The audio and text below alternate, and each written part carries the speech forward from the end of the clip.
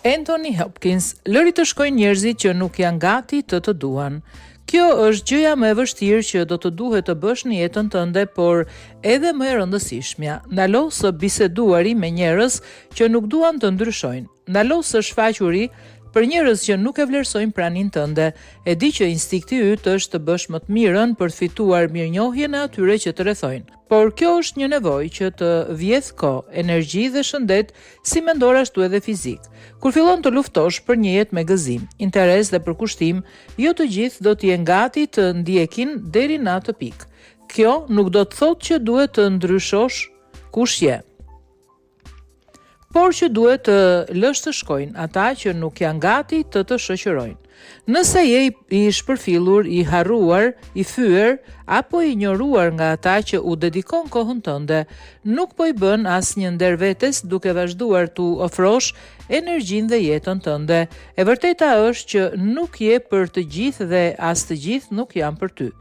Kjo është ajo që të bën kaq të veçantë. Kur takon njerëz me të cilët ke një miqësi ose dashuri të ndërsjellët, do ta kuptosh sa i çmuar është kjo lidhje sepse ke provuar atë që nuk është.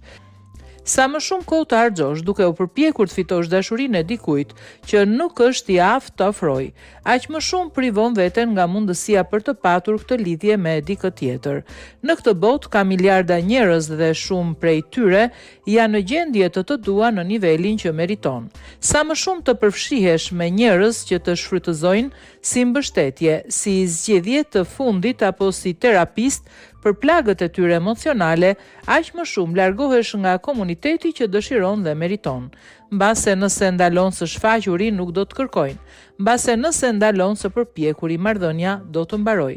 Mbase nëse ndalon së dërguari mesazhe, telefoni yt do të mbetet pa njoftime për javë të tëra. Kjo nuk do të thotë se ke prishur marrëdhënien, do të thotë që vetmja gjë që e mbante gjallë ishte energjia që vetëm ti ofroje për ta mbajtur. Kjo nuk është dashuri, është varësi. Është dëshira për t'i dhënë një shans dikujt që nuk e meriton. Ti meriton shumë. Ka njerëz që nuk duhet të jenë pjesë e jetës tënde dhe këtë do ta kuptosh. Gjëja më e çmuar që ke në jetë është koha dhe energjia jote sepse ato janë të kufizuara.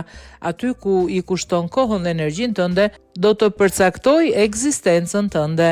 Kur e kupton këtë, fillon të kuptosh pse ndihesh kaq i lodhur kur kalon kohë me njerëz në aktivitete apo në situata që nuk të përshtaten, të vjedhin energjinë. Fillon të kuptosh se gjëja më e rëndësishme që mund të bësh për veten dhe për ata që të rrethojnë është të mbrosh energjinë tënde më shumë se çdo gjë tjetër. Ktheje jetën tënde në një stret të sigurt, ku pranon vetëm njerëzit që janë të përshtatshëm për ty. Nuk je përgjegjës për të shpëtuar askënd.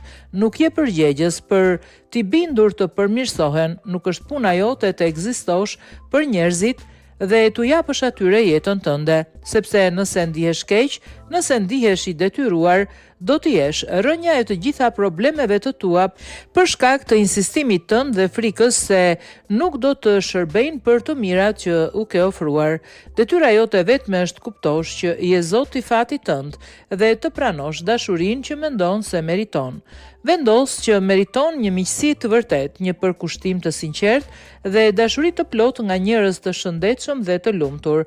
Pastaj prit dhe shiko se si gjithçka fillon të ndryshojë dhe do të ndryshojë me siguri, me njerëz pozitiv dhe me energji të mira. Mos harxho kohë me ata që nuk ja vlejnë. Ky ndryshim do të sjellë dashuri, respekt, lumturi dhe mbrojtjen që meriton.